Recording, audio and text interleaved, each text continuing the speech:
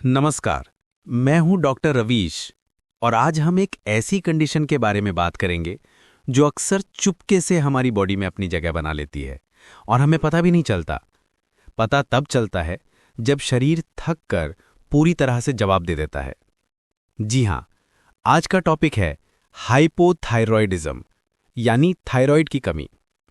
सोचिए, हमारे गले में आगे की तरफ एक छोटी सी बटरफ्लाई शेप्ड ग्लैंड है। साइज में काफी छोटी, लेकिन इसका काम इतना बड़ा है कि आप इसे हमारी बॉडी का मेन कंट्रोल रूम समझ सकते हैं।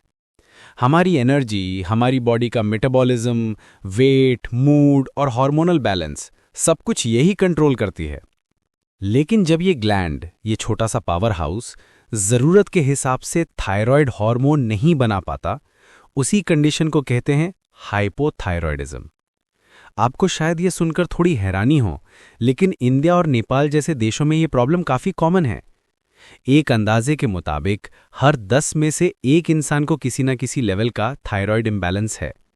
और एक खास बात, विमेन में ये प्रॉब्लम मेन के कंपैरिजन में लगभग 8 टाइम्स ज्यादा पाई जाती है। आमतौर पर इसकी शुरुआत 30 से 50 साल की एज के बीच में होती है, लेकिन ऐसा नहीं है कि ये बस इसी एज ग्रुप तक लिमिटेड है। ये टीनेजर्स में भी हो सकती है और बुजुर्गों में भी। तो सवाल उठता है, आखिर ऐसा होता क्यों है? इसके पीछे जो सबसे कॉमन वजह है वो है एक ऑटो इम्यून डिजीज, जिसे हम कहते हैं हाशिमोटोज थायरॉयडाइटिस। अब ये क्या है? आसान भाषा में समझें तो इसमें हमारी बॉडी का जो डिफेंस सिस्टम है, जो बीमारियों से लड़ता है, वो गलती से अपनी ही थायराइड ग्लैंड पर अटैक करना शुरू कर देता है, अपने ही दोस्त को दुश्मन समझ लेता है। इसके अलावा भी कुछ और रीजंस हैं, जैसे आयोडीन की कमी या जरूरत से ज्यादा आयोडीन, दोनों ही आफत हैं। कभी कभी थायराइड की सर्जरी या रेडियो एक्टिव आयोडीन थेरेपी के बाद भी ये हो जाता है। कुछ मेडिसिन्स भी इसके लिए जिम्मेदार हो सकती हैं, जैसे लिथियम या एम्योडेरॉन। और हाँ, अगर आपकी फैमिली में किसी को थायराइड की हिस्ट्री रही है तो आपका रिस्क थोड़ा बढ़ जाता है। कुछ रिस्क फैक्टर्स ऐसे भी हैं जिन्हें हम बदल सकते हैं, अ गुड थिंग, जिनको मॉडिफाइबल रिस्क फैक्टर्स कहा जाता है, जैसे अनबैलेंस डाइट, बहुत ज़्यादा स्ट्रेस, नींद की कमी और मोटापा। एक हेल्दी लाइफस्टाइल अपनाकर इन रिस्क्स को काफ़ी हद तक कम किया जा सकता है। अब आते हैं सबसे इंपॉर्टेंट हिस्से पर। इसके लक्षण क्या हैं, सिम्टम्स। क्योंकि शुरुआती दौर में हाइपोथायरॉयडिज्म के साइंस इतने हल्के होते हैं, इतने सटल, कि हम अक्सर उन्हें नॉर्मल थकान या मौसम का असर समझकर इग्नोर कर देते हैं। तो ध्यान से सुनिए, इसके अर्ली सिम्टम्स में क्या क्या हो सकता है। लगातार थकान रहना, ऐसी थकान जो आराम करने के बाद भी ना जाए। वेट बढ़ना जबकि आपका खाना पीना पहले जैसा ही है। स्किन का ड्राई हो जाना, रूखा सूखा रहना, बालों का झड़ना या पतले हो जाना, कॉन्स्टिपेशन या कब्ज की शिकायत होना, ठंड का ज़्यादा लगना बाकी लोगों के मुकाबले, और मन का उदास रहना, अ लो फीलिंग, जैसे डिप्रेशन हो। अगर इस पर ध्यान ना दिया जाए तो आगे चलकर सिम्टम्स और गंभीर हो सकते हैं, जैसे कि चेहरे पर सूजन आना, आवाज़ का भारी हो जाना, दिल की धड़कन का धीमा पड़ जाना, विमेन में मेंस्ट्रुअल साइकिल का इरेगुलर हो जाना, और यहाँ तक कि प्रेगनेंसी कंसीव करने में भी मुश्किल आ सकती है। कई बार पेशेंट्स आकर कहते हैं कि डॉक्टर साहब, ऐसा लगता है जैसे सब कुछ स्लो मोशन में चल रहा है। मेरा मन, मेरा शरीर, मेरी सोच, सब कुछ धीमा हो गया है। यही तो है हाइपोथायरॉयडिज्म का असर। बॉडी का मेटाबॉलिज्म जैसे स्लो गियर में चला जाता है।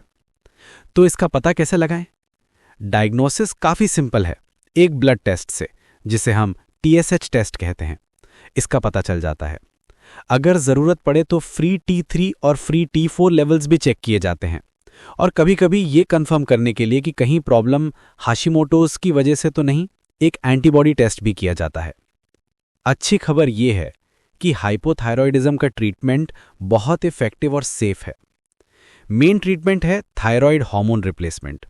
सिंपल शब्दों में, एक छोटी सी गोली जो रोज सुबह खाली पेट लेनी होती है। इस मेडिसिन का नाम है लेवोथायरॉक्सिन। इसका काम क्या है? ये बॉडी को वही हार्मोन वापस देती है जो थायराइड ग्लैंड अब सफिशिएंट क्वांटिटी में नहीं बना पा रही है।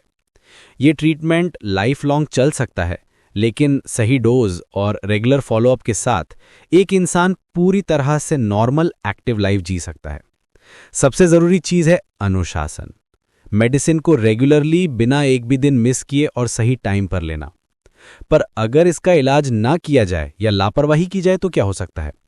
इसके काफ़ी सीरियस कॉम्प्लिकेशंस हो सकते हैं, जैसे कि heart disease, high cholesterol, infertility यानी बांझपन। अगर कोई महिला प्रेग्नेंट है तो मिसकैरेज का रिस्क या बच्चे की ब्रेन डेवलपमेंट पर असर पड़ सकता है। और एक बहुत ही रेयर लेकिन लाइफ थ्रेटनिंग कंडीशन हो सकती है जिसे मिक्सेडीमा कोमा कहते हैं। तो इससे बचा कैसे जाए? प्रिवेंशन के लिए आप कुछ सिंपल स्टेप्स फॉलो कर सकते हैं। अपने खाने में आयोडाइज्ड सॉल्ट का इस्तेमाल करें, लेकिन याद रखें ज़रूरत से ज़्यादा नहीं।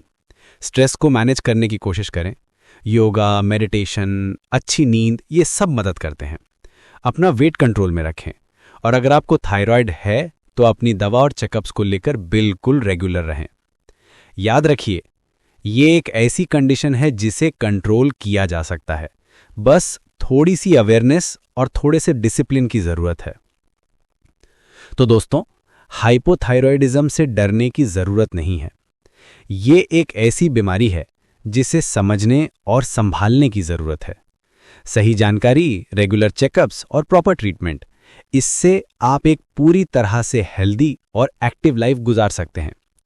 अपने शरीर के छोटे छोटे इशारों को, उसके सिग्नल्स को नज़रअंदाज मत कीजिए, क्योंकि हर थकान सिर्फ थकान नहीं होती।